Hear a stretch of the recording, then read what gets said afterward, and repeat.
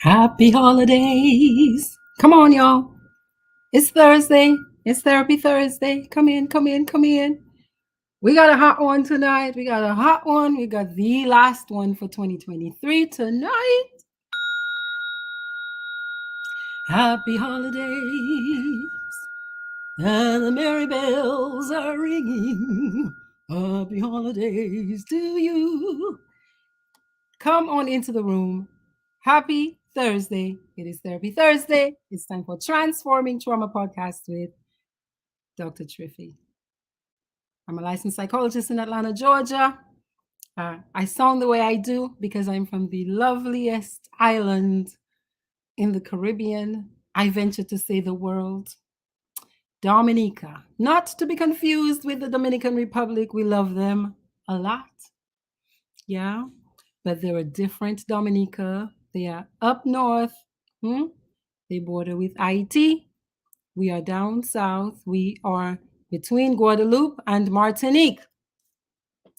All right, what else can I tell you about Dominica? Dominica is called the nature island of the Caribbean. Why? Because it's just so beautiful. The island is a little less than 300 square miles, but everything is in Dominica. Happy holidays to you, Ryan. Thank you, Robertine, my girl. Come on in, come on in, come on in. We're talking about relationships. All you share alive tonight, y'all. Share alive. This is important. This is important. This is important. This is important. This could actually save your life. This could save your life. This information could save your life. And I'll explain why as we talk about who's happier, married people or single people, and why they're happier. So this week I posted a few research-based snippets on my Facebook page, and the response was so robust and engaging that I thought that I would explore it a little more and use some research to help us dig into it. Yeah.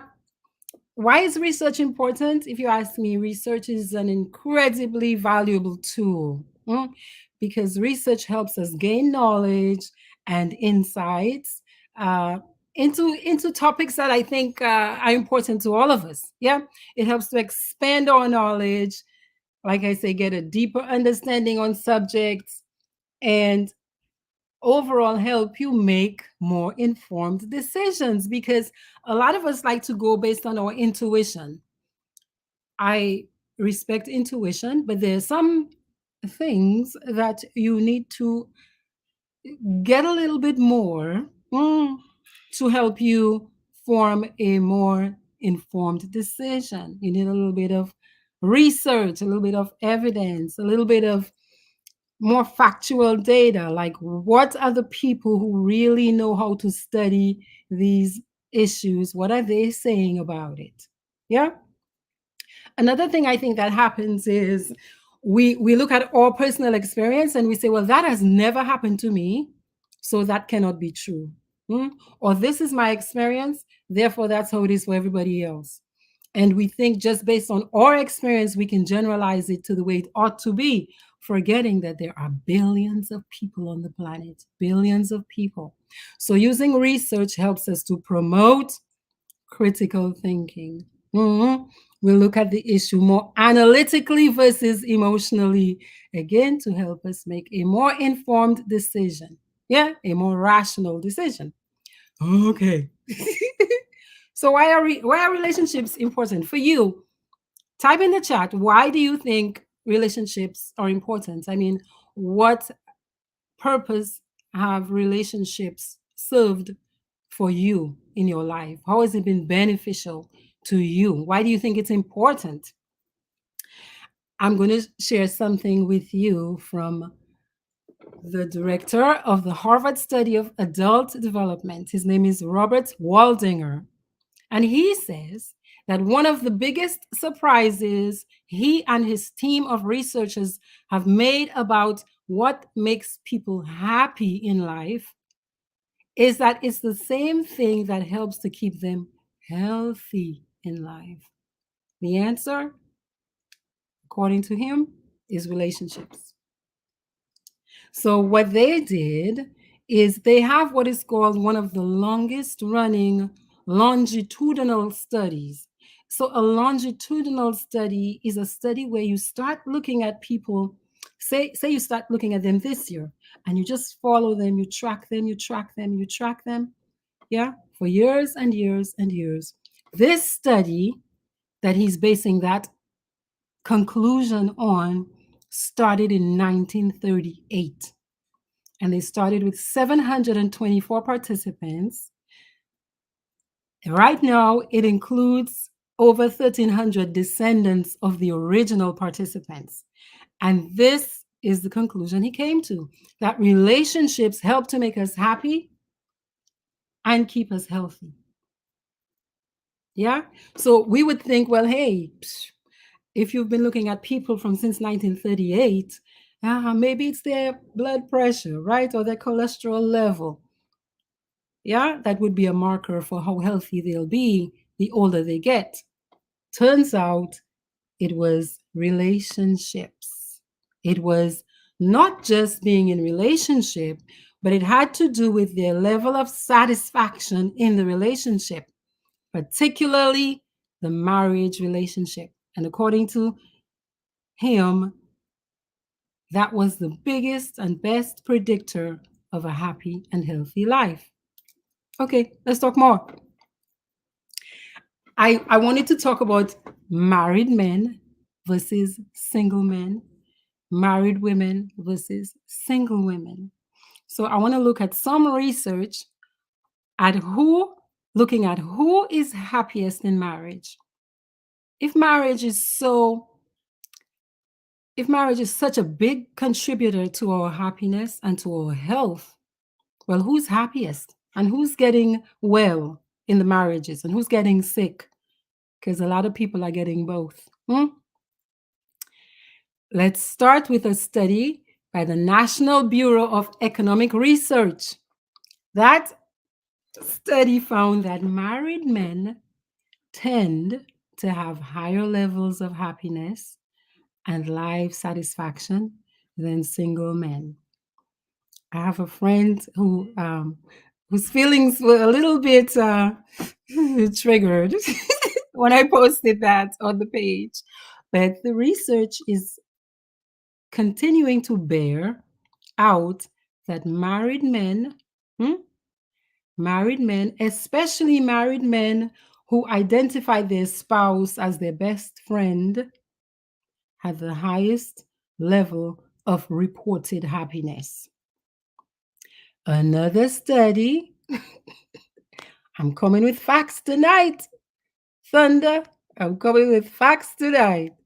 Another study published in the Journal of Marriage and Family found that married men had lower levels of depression than single men or divorced men.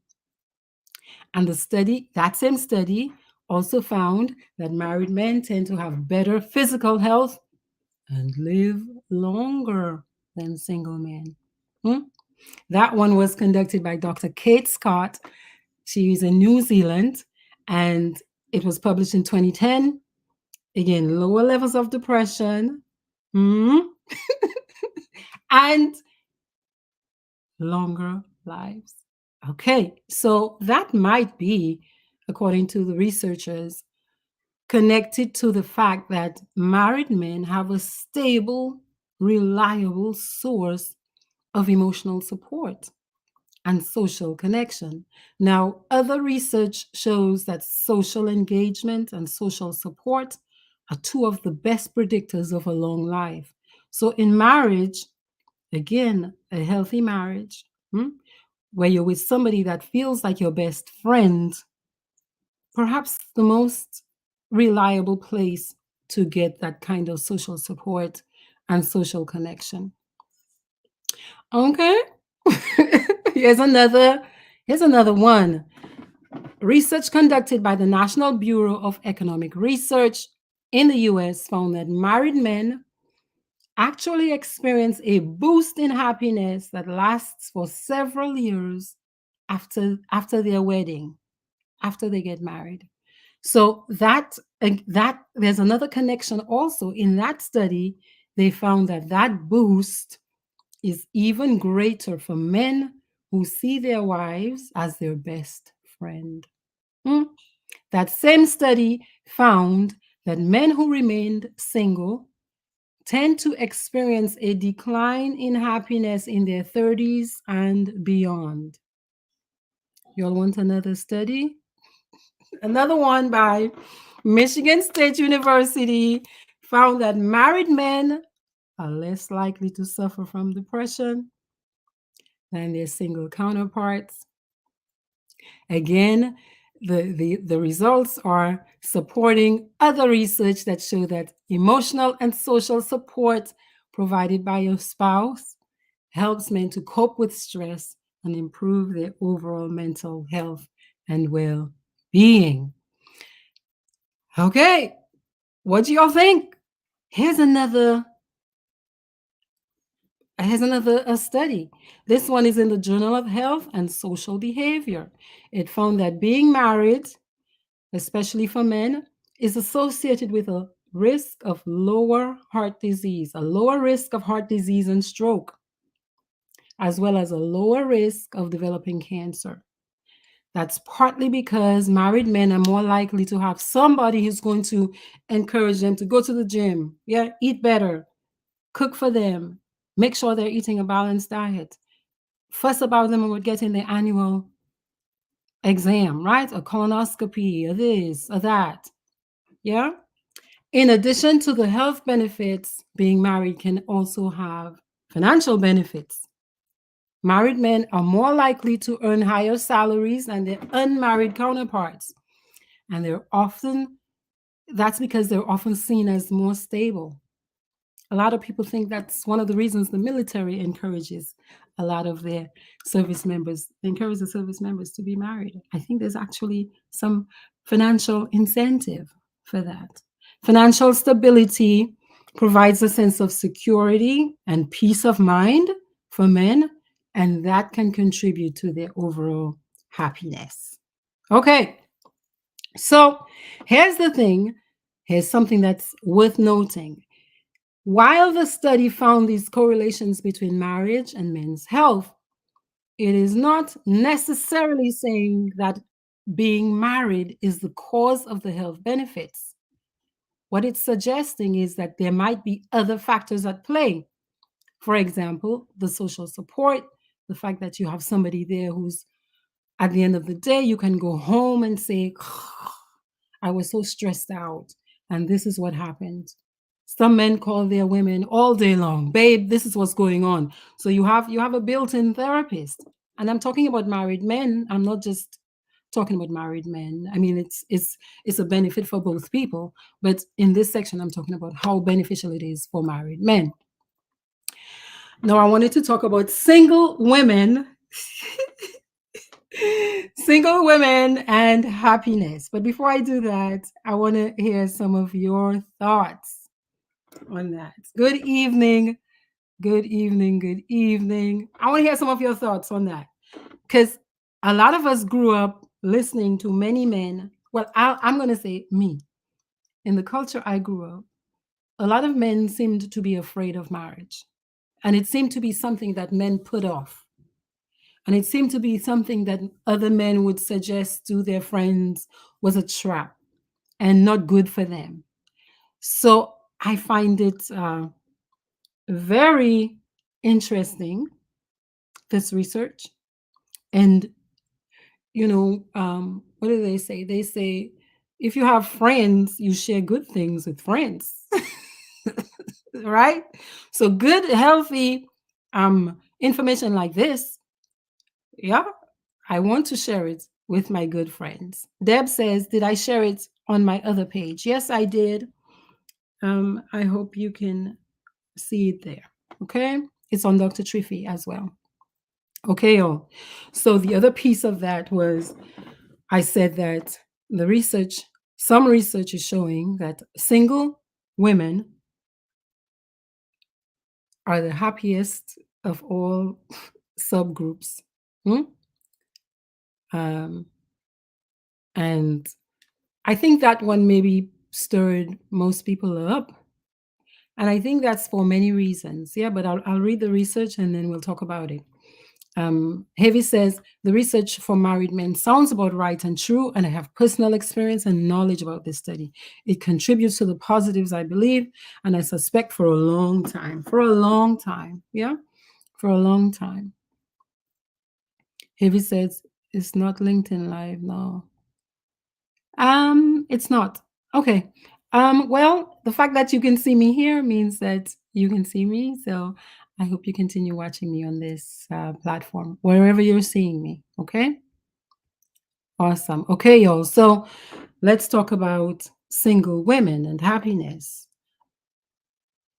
A lot of people have been conditioned to believe that singleness is like a sentence. Yeah, like a very negative thing. Growing up in Dominica, I mean, it's a common question for people to ask you, where's the husband? You know, if you get to a certain age and you're not married, uh, some people can look at you like something is wrong with you. A lot of us, there are a lot of stories and messages that the little girls internalize about being single versus being married. And so the research, some research, let me say some research has been pointing to singleness in women, especially at a certain age, as being a happy time and a happy experience. So I want to talk about that. Okay. So what is happiness? Happiness is a state of mind. And most of us are telling ourselves and each other that we want to be happy. Now, that's a big goal for us. For single women, though, finding happiness, what we've been taught to expect, yeah, or think about as what happiness looks like, can be complex and it can be multi-layered. Society often places a lot of expectations on women, single women in particular, to conform to certain standards of behavior. What the research shows is that single women without children can often be happier and healthier than men and married women with children. What do you think about that? According to happiness expert, his name is Paul Dolan, and he's a professor of behavioral science at the London School of Economics. He wrote the book Happily Ever After. He says women who are single with no children are the happiest subgroup of all the subgroups of people, when you're thinking about relationships. He says that while men derive all of these benefits that I just mentioned from marriage, the same is not always the case for women in marriage. Like we said earlier, men benefit from tying the knot because they have that built-in support. It's almost as if wives are expected to support the husbands. It's an expectation. Yeah. A lot of men tend to quote unquote calm down when they get married. Yeah. Men will tell you that all the time. Yeah, I changed. Yeah, I don't do that anymore. I don't do risky things anymore. I'm not drinking anymore. I'm married now. Yeah, my wife wants me to come home at a certain time. So I'm not going to be on the road out, late at night and at risk of an accident. So men have a lot of built-in benefits to being married, Dolan says. But he says that it's not always the case for women, because women tend to take on a lot of the extra, and I'm saying extra, domestic tasks. I'm saying extra because in this day and age, women are also working full time, but they're also taking on a lot of the extra domestic tasks, as well as the burden of holding the relationship together emotionally. Yeah. So he says that a lot of women seem to be more satisfied remaining single as well than men are when it comes to remaining single. Okay, another study from data analysts, their name is Mintel. They that the results from that study indicate that many women, are becoming more satisfied with being single. When you compare men to women, women are more comfortable. They tend to be more comfortable being single than men are. Hmm? That trend of women choosing singleness is on the rise. Yeah. And they expect that trend to continue. They say that many women are choosing to prioritize their careers, their personal development, their individual satisfaction over traditional societal expectations of marriage and family. And additionally, many single women are leading active lives that they find fulfilling. They're setting up many hobbies, they're traveling a lot, socializing a lot. They're also pointing to their research also highlights women's spending power, right? It's getting bigger. Women are employed, they're out there creating their businesses, they're purchasing luxury items, again, creating experiences that bring them happiness a lot more. And they say that that trend is on the rise. Overall, their research suggests that the rise of single women is a significant social trend, and it is changing the way we think about relationships and marriage and family. I sense that some of that shifting is contributing to a lot of what I call young men with mics. There are many, many podcasts these days highlighting this big shift. It's a big shift. It's a big shift. And I think it's worth paying attention to and figuring out, well, what's at the root? What's at the base of that? Yeah. I think that some of what the research is saying is what I'm seeing, where younger women in particular are saying, well, this feels burdensome. The extra work that our parents used to do, this is too much. And so if we're not going to share the tasks, the extra tasks, since both people are working, if we're not going to share these extra tasks, I'm not going to, I'm going to choose a different experience. Yes, I'm going to choose a different experience. I think women are also expecting their men now to put in more effort emotionally towards sustaining a healthy relationship. Yeah. So, what is research good for? Again, research is good to show us, well, trends, or where we're heading, and what are we going to do about it. Hmm? One professor, Emily Gundy, she's from the University of Essex, she pointed out the evidence that women are spending, and have been traditionally, they've been spending more time on domestic tasks. What changed for women is that they also had to go to work full time. So you're talking about two full-time jobs for one person, exhausting for many people. Another part to sustaining a healthy relationship is maintaining that emotional connection. But again, many men were not socialized in that way, and many women were holding that piece of the relationship. And I think many younger women, as the research is suggesting, are saying, maybe what I'm getting from this is not enough for what I'm giving. Hmm? So the question is, well, what do we do about it? What do you do about it, given the fact that the first piece of research I cited says that marriage is such a healthy marriage, though, is such a positive protective factor, yeah, for health and happiness. Okay. All right. So here's another thing that's been changing. And maybe it's always been that way. Maybe it's been that way for a long time, but the reason is probably changing. So women are being very selective in choosing mates. Women are becoming very selective in choosing mates. But that used to happen. But it used to happen because women were the family was trying to preserve a woman's chastity, so to speak. It shifted towards, well, I want somebody that I can make that investment in, yeah, that it's going to be worth it for me to, because I will be sacrificing many things. I need to know that what I'm doing is good for me. And so many women have put a lot of time into, again, creating their own happiness while they wait.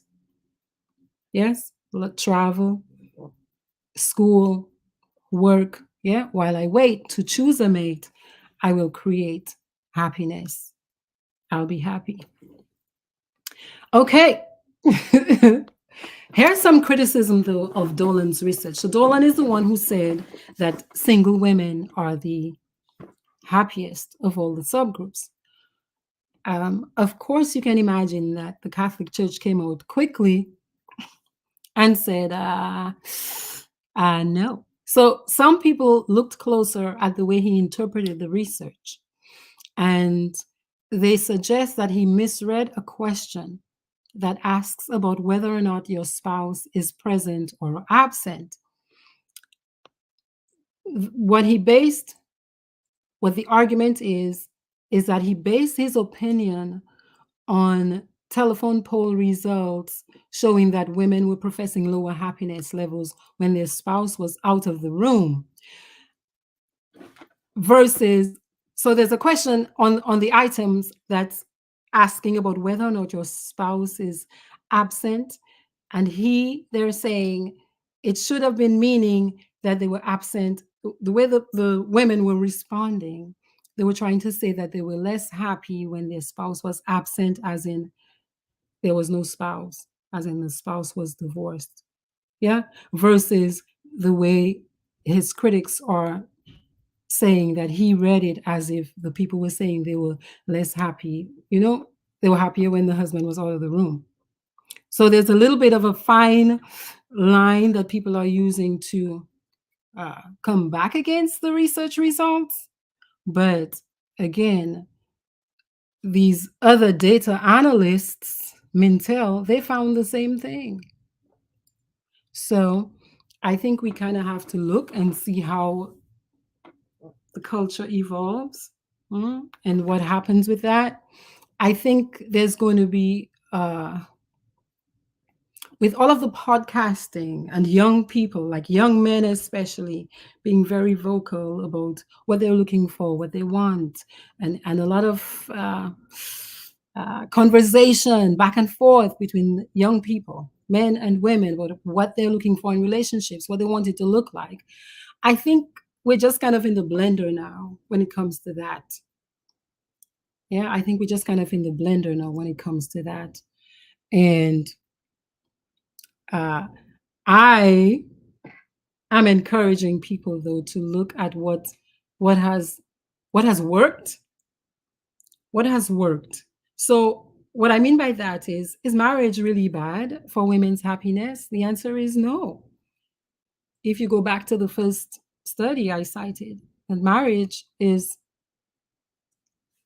a contributor. It's been cited as a positive when it comes to extending our lives and being healthy.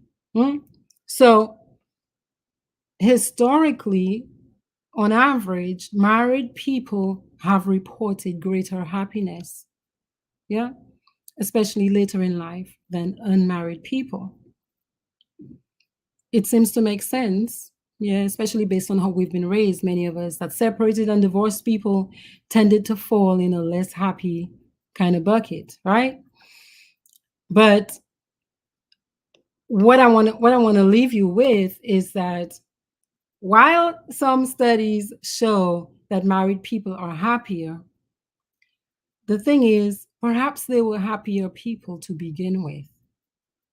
And perhaps they were more willing, yeah, because of their nature, to work on the relationship to begin with. Yeah. So it's not the fact that people are married that's the factor that's contributing to longer life and to happiness. It's the nature of the married relationship. So being married doesn't make you happy. Yeah. If you're in a happy marriage, yes, that's going to contribute to your happiness. But just being married is not the answer, especially when we marry our young people without teaching them how to be in relationship. What class did you attend in high school or in college that helped you understand how to be a better mate? Hmm? Yeah, for all of its benefits, for all of the benefits of a happy, healthy marriage, not just for the individuals, but for the community, for the rest of the family, the extended family. Yeah, extrapolate that to the country, to the world. How many people are teaching children how to be empathetic, eh? How to listen well, how to be a good friend? If viewing your spouse as your best friend is such an important factor, how many people, yeah, are taught the skills that are necessary to make relationships work? Yeah. So, what are you going to do after listening to me? Yeah. Talk to you about the value of marriage when it comes to living well. Hmm? But all of us know that when it's done poorly, it's hell on earth. So, what are you going to do? Yeah. What are you going to do? Well, I'll tell you what, ultimately, happiness is a subjective experience. Yeah. It's unique to each individual. While there might be social expectations and pressures on single women to conform, look, it's important for you to know yourself well enough to know what's going to bring you joy and peace. Yes. I think by prioritizing understanding yourself, loving yourself, learning relationship skills, how to set boundaries, how to choose well, how to choose a mate, yeah, that you've vetted, that you've spent time with and you learned and you know. Yeah, I think those things are important because when done right, marriage can be a very fulfilling, happiness boosting, yeah, experience. Okay. So, what are your thoughts tonight? What are your thoughts tonight on this research that you've heard about? Chris says that dark in simplicity, women are in full control of relationships. Men go high or low based on what they receive from their wife or girlfriend. That's interesting, Chris. I wonder if women are maybe asking for their men to be, that when you say, I don't know that it sounds as if it sounds kind of one sided. You say they're in full control of relationships. I don't know that I agree with that, nor do I think that's the healthiest way to be in relationship where you have one party being in full control. So I truly think that relationship skills should be taught because they are skills. That means they are learnable, right? We can learn them. We can learn them. And maybe schools have to do a more complete job of educating. I remember when I taught in Dominica at St. John's, we had a life skills class that I taught the girls where we talked about these things. Where you talked about real life. Well, what do you do with XYZ? How do you navigate XYZ? I think that might be something that people push for in the curriculum. Um, but Chris says, although women have full control of relationships, my makeup and my hair and my lipstick are on point. Thank you, Chris. Um, does another make you happy? And what's the causation and threshold? Okay, if I understand what you're trying to say, another person, happiness is subjective, right? So another person doesn't make you happy. You've got to be able to cultivate that within yourself. But being with certain people does bring out the better part of us, doesn't it? Yeah. And people can do things and share experiences with us that allow us to experience more joy. So, depending on who you're with, you might be creating joy, or you might be creating a lot of pain. Heavy says, biblically speaking, men and women were not created to be alone, but because sin at times, a single life might be best for one's sanity and mental health and well-being. Again, we see all the positives about being married, but if that experience is not done well, it is extremely painful. I mean, life-threatening for some people, right? Life-threatening, when we don't do relationships well. So I think it's worth learning how to do them better. And a lot of that has to do with communication, how we're talking to, how we're talking with, how we're navigating problems. Essentially, you're solving problems. It's a lot of problem solving in marriages. Yeah. A lot of work. Elliot says, I think in the short term, single women are happier, but in the long term, happily married couples are happy. Yeah, the research shows that really, if you're in a marriage that feels good, that longitudinal study, when they looked back at the people who were the happiest, they were the people who said, yes, I was married and I was married well. Yeah. But single women, contrary to what many people think, and just think about it. Why did you come to believe that a single woman is unhappy versus a single man? Yeah. We think the opposite for single men. A lot of people think, yeah, he's single, so he's very happy. Yeah, as opposed to a woman. Where did you get that? You got that from indoctrination, essentially. Yeah, you got that from the culture that said if a woman is 29 and she's not married, she's an old maid, she's a spinster, you know? But in real life, that's not the case. Yeah. As a single, for many, if the marriage is not good, I mean, for many women, marriages have been like a prison sentence, very painful. And so, would you prefer that? Let's say a person went through that experience. You think they want to prefer that versus the freedom and the ability to go do whatever they want to do and make however much money they want to make, and you know what I mean? Create joy in other areas of their life. Yeah.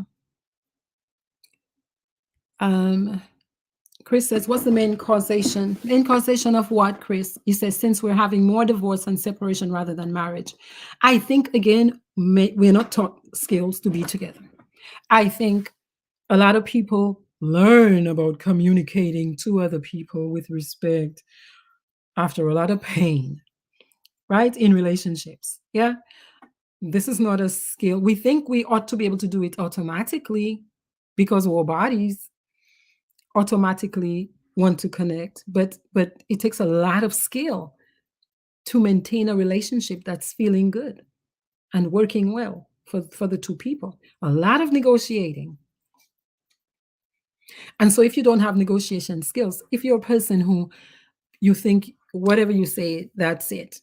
Let's say you hear that you're the head of the home because you have a male body and you think you only have to speak one time, and that person you married, because she's a woman, she can't say anything back to you. How is that going to feel good? And that's been the case for a lot of people, and so a lot of people have suffered. A lot of people have suffered. A lot of women in particular have suffered. Mm, if we're being honest. There are people who are not built for relationships. Many people are not kind, very selfish. Yes, they have not learned the skills. I want to say they were not built for relationships because if you think about a little baby being born, little baby is born and it's based on the socialization. I mean, who teaches the child how to be a human? Yeah, that you learn how to be in relationship. Again, the, can you remember any class where they were teaching you how to be in relationship. Mm-mm. Yeah, we're not taught these skills. It's expected that somehow we know how to do it, and that is not true. That is not true. You do a little what do you call it, Kana? You do a few sessions of premarital counseling at your church, and you think that's it, but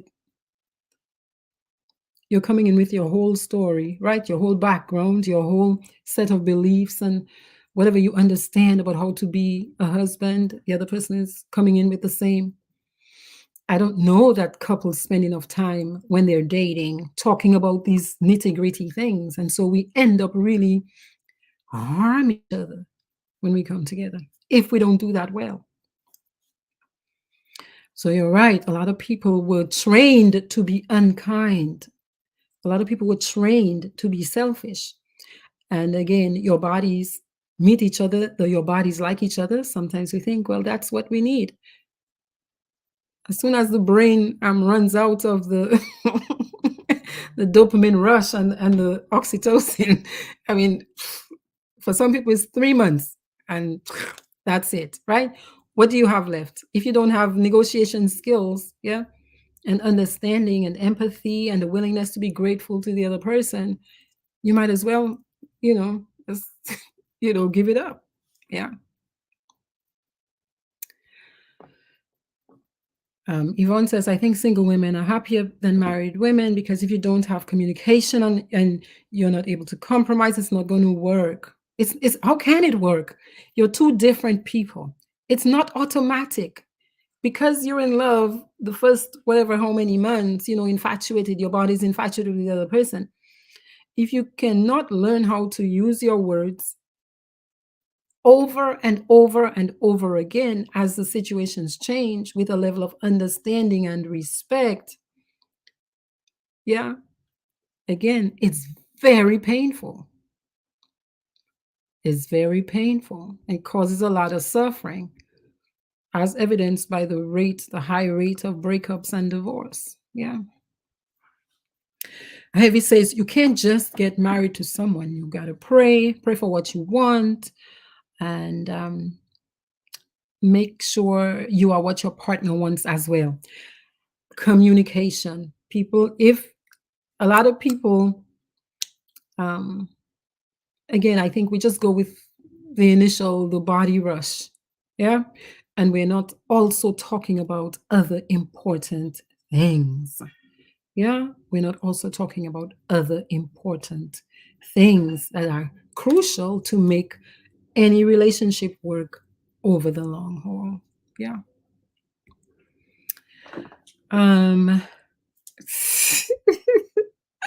Chris is asking, what can I explain Guopuel? So if you're not from Dominica, Guopuel is a Creole word that essentially means heartbreak.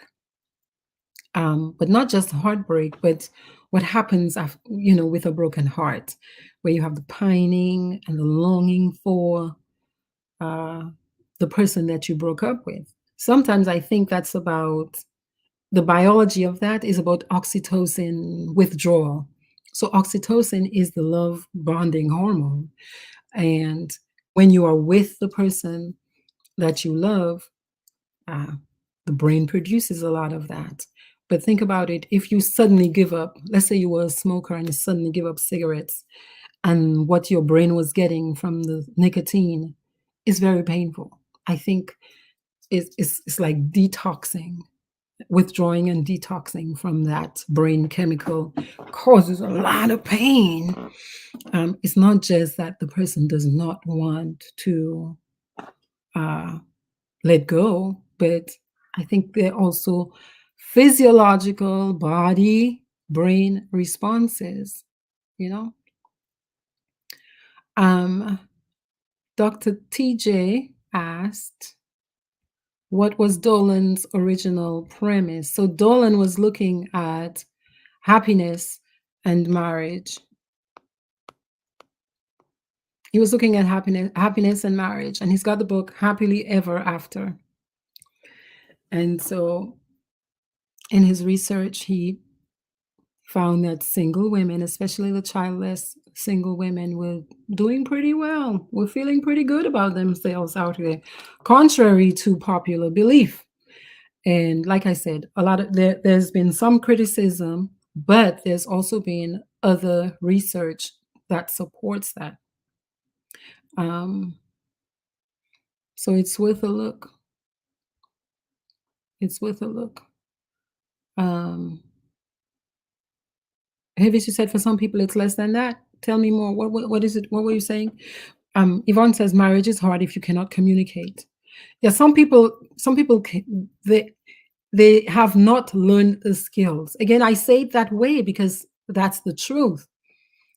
You didn't come to, as a baby, you didn't know how to communicate. You learned from the people around you, or you took a course, you read a book, yeah, or you maybe went to a particular church or whatever you learn it along the way on purpose, or depending on who you were raised with. So the communication piece, in my mind, is the most easily fixed. It's the most easily fixed because it's a skill.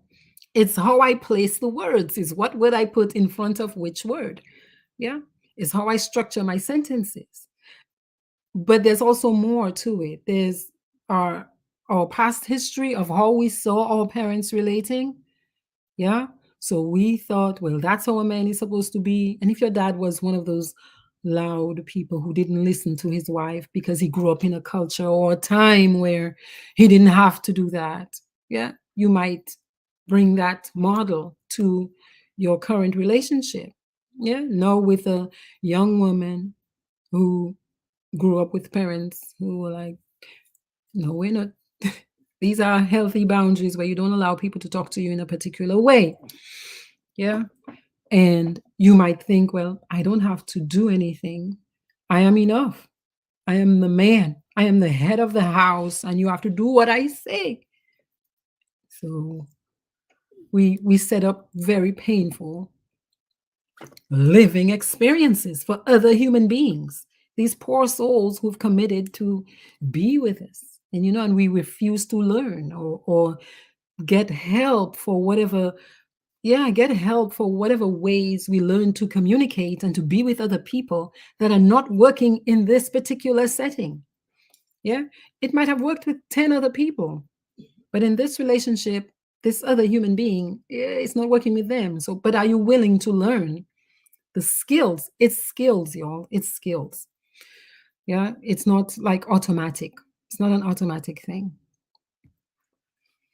Nona says, painful is joke. And I think that's one of the reasons a lot of women decided, look, I am going to stop. How many people keep presenting themselves towards pain?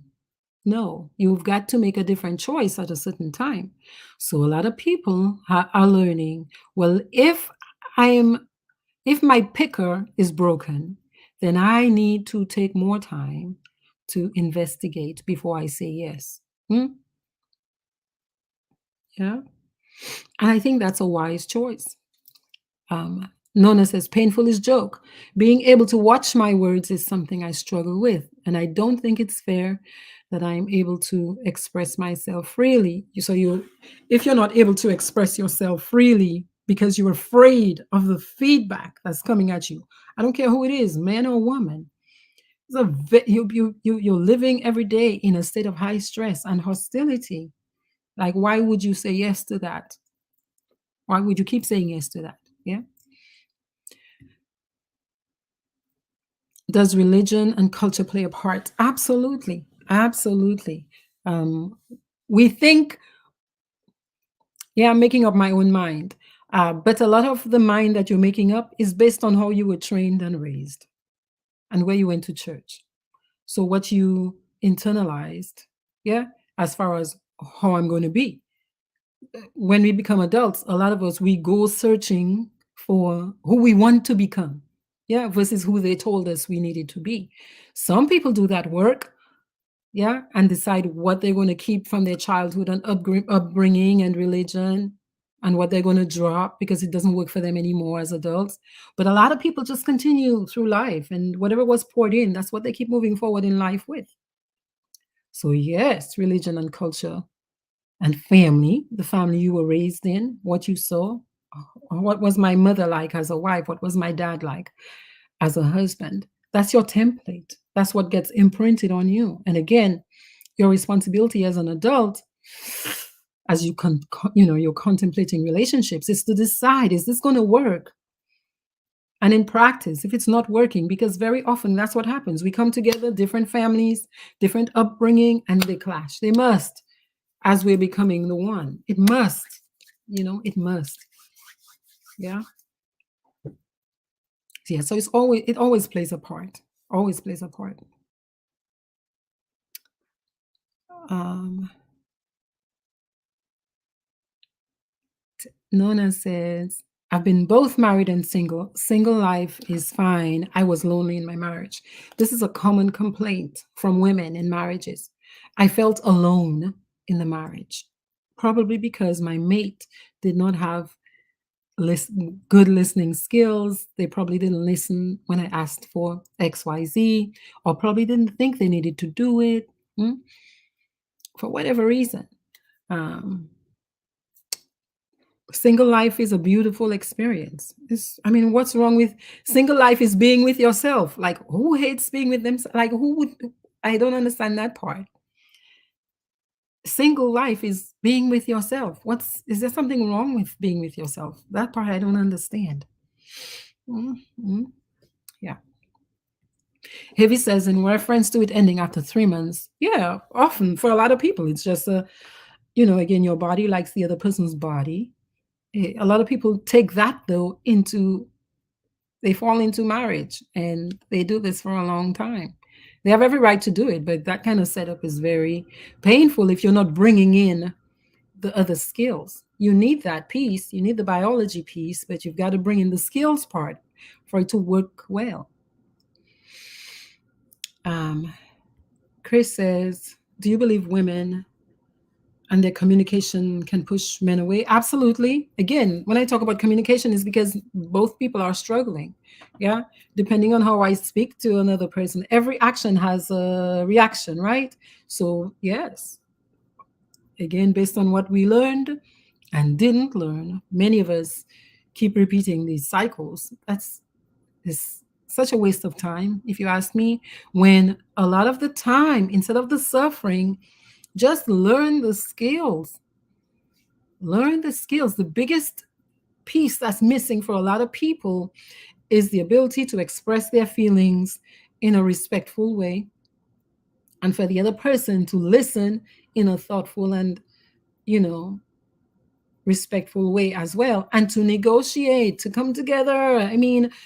You're solving problems. If this is not working for me, well, what's wrong with us coming up with another way to do it that we can create together? Whatever it is. Heavy says, Doc, if I was single now, there are many women I would hang out with but never marry. I was a late bloomer, and what I would look for in a relationship today or a woman is so much clearer. It's much clearer now. And Heavy is saying after shows like mine, because I think what you're saying is after information, after getting different information. And I think that's a big piece that's missing in many of our, upbringing. It's not available to us in the home. A lot of our families they barely want to talk to us about puberty, much less for that. Yeah.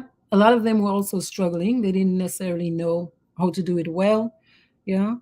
And it's not available in schools. It's not available high school. Like I say, I think my girls were lucky because I was interested and I wanted to talk to them about that. So I would create these opportunities where we would talk about, we call it life skills. I think that's important. Yvonne says communication is very hard with some people. Sometimes you say something and your spouse takes it the wrong way because your spouse also has communication problems and has not learned to just listen without, communication is a two-way street. For it to be communicated, the other person has to receive it. Yeah. A lot of us, we personalize things. So when somebody is saying they're feeling a certain way, we take it as if it's our fault. We did it. No, it's not my fault. You know, maybe I could have done something differently. Yeah. But the person is responding based on who they are. Because the same thing I did to 10 different people might elicit 10 different responses. Okay. So we have to learn how to take, how to listen to other people's pain and not make it about us when we're responding. It's so communication skills as a whole is about the back and forth, and people have to learn that. I mean, that's just, you can't do a marriage without that. And if you're in a relationship with a person who cannot communicate well, I mean, that's a recipe for disaster. That's just constant like this. If we don't have communication skills, that's all we're doing. It's very painful, causes a lot of stress. It's hard for that to sustain itself over the long haul, except if you had religion and culture as what's binding them together. So, like, you've seen many people who stay together and they're just always it's very painful for them, but they won't separate because their religion is against it, or their village would look at them in a bad way. That's what I mean. But I mean, it boils down to lack of love in the home. Some parents never tell their children, I love you, is what Yvonne is saying. Yes, a lot of us, we have to, I say that and I say it again. As an adult, your responsibility is to do this.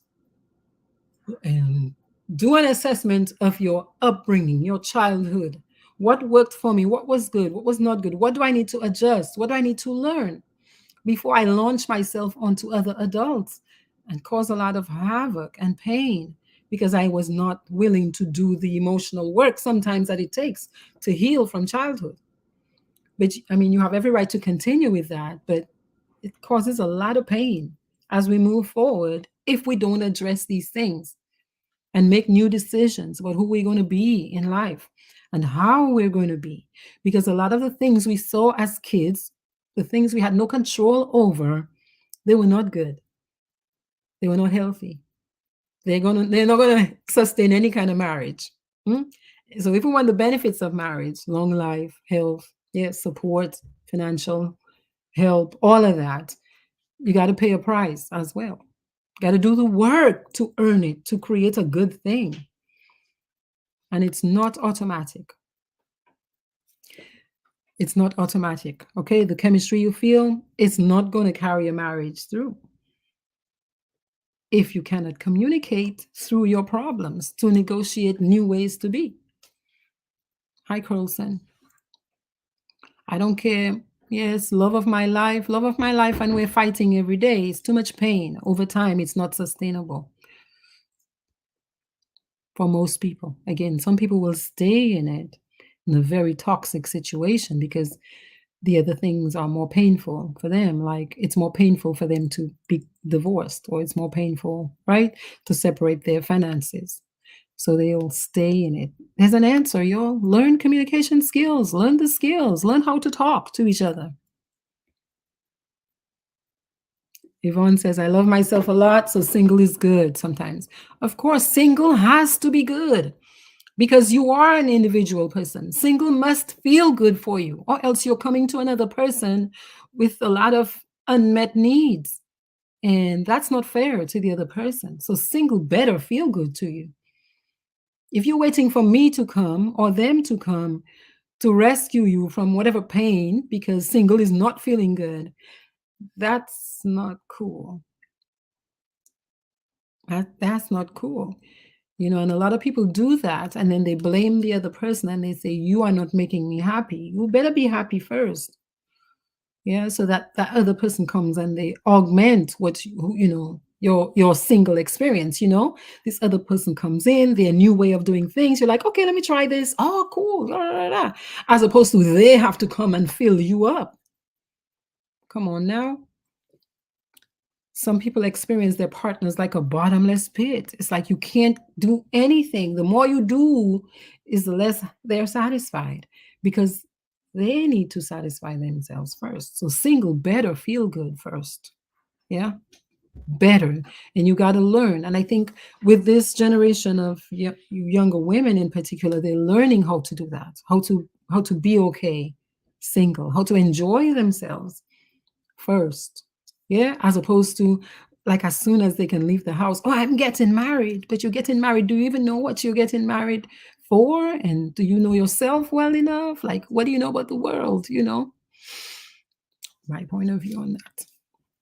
Heavy says single life is awesome, embrace it, accept it, but remember to keep your options open just in case the right partner comes into your life by accident or by then. That's beautifully said, Havis. That's beautifully said. Yvonne says, Doc, you're old. When you're old already, what skills can you learn? That's so funny, Yvonne. I think you can learn many skills. Like just look at all the 90 somethings you see with their graduation gowns, learning new things. Look, as long as there's life, there's hope. Information and knowledge is the key, Havis. He says he learned about puberty in the streets of Boston. His parents were from Maho and La Pointe, right? So a lot of our parents, they wouldn't talk about that. They wouldn't talk about these things. Yeah. So a lot of stuff you have to decide, what do I need to create the life I want, and go find it. It's that simple. Go find it.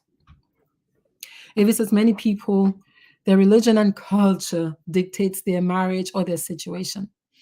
And for a lot of people, happiness is not even part of the equation. And that's their business, that's their right, but if happiness is on your list of goals, yeah, you want to do a more thorough job preparing yourself for that experience.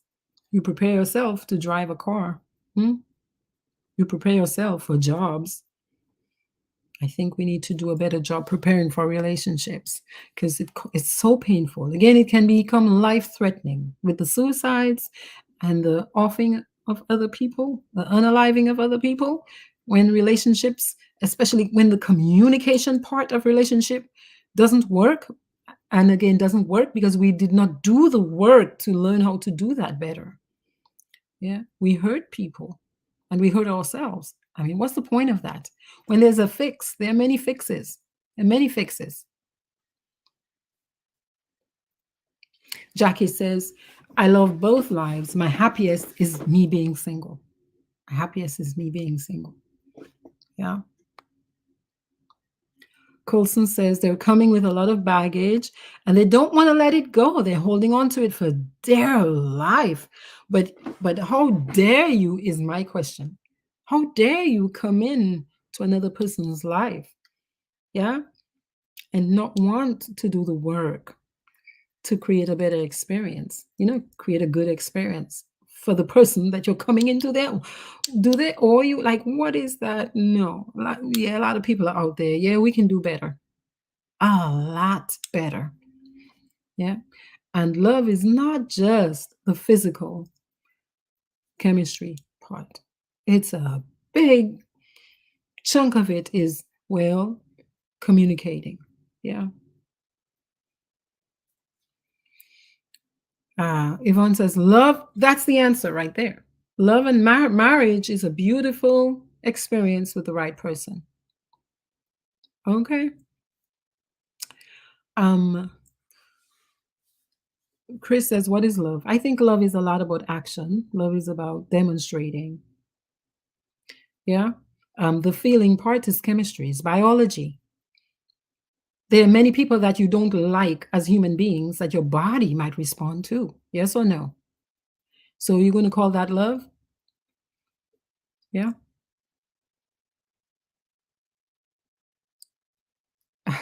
Heavy says it's an action and not a feeling. Love is connection between two people and sharing communication and showing support to your other person. That's what the research is saying. It's the happiest subgroup appeared to be married men who thought and felt like they were married to their best friend. But to be married to your best friend suggests great communication. Yeah, like we're working through it. This is my friend. If this person is my best friend, they're my person. Yeah, and we're working it out regardless. Yeah. You're my priority. Chris says, I'd love mutual in long-term relationships. And if so, what's the sacrifice? Is love mutual in long-term relationships? What's the sacrifice?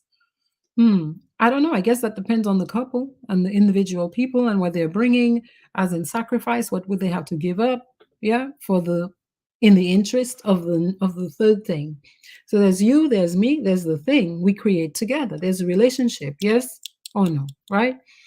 Yeah. What am I willing? What are you willing to surrender, release, relearn in service of this new relationship? If whatever those things are threats, yeah, to this thing. That's it, really.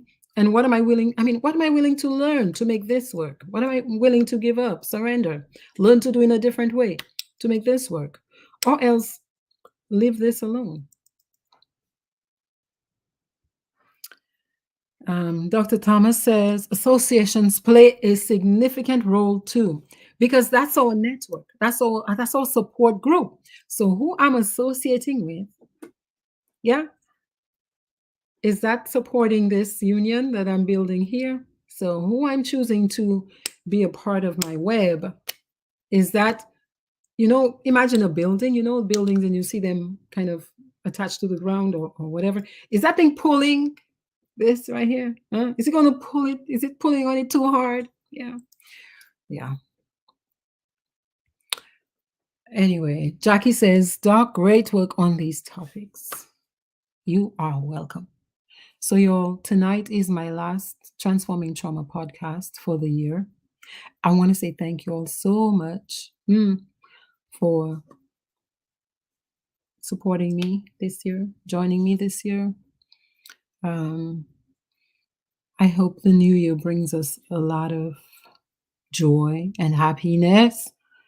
And if marriage is on your list of goals to create, I hope you do the work to learn how to do it well.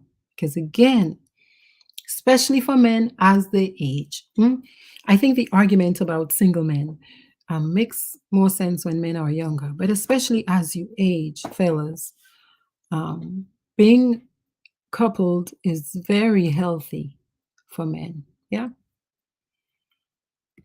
All right, y'all.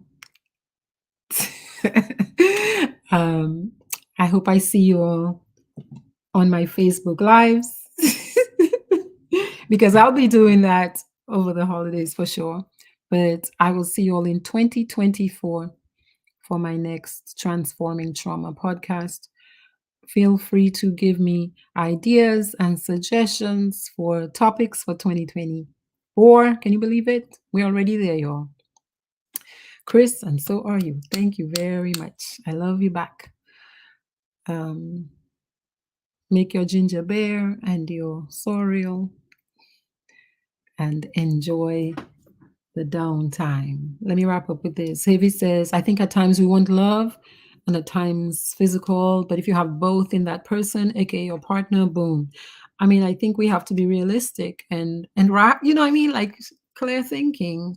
If you're going to create that kind of thing, fine, choose someone that you have that physical chemistry for. That's the part that God gives us. Again, but learn how to sustain the thing, learn how to renew the thing, learn how to make it feel good for both of you. Yeah. All right. Bonsoir, Coulson. You're welcome. Evie says you give us great topics. Yvonne tells me have a blessed night. She hopes I get my nightingale. Okay, whatever the nightingale is, it sounds very nice. Thank you, Yvonne. All right, y'all. Nous que parler l'autre fois. Okay? Peace.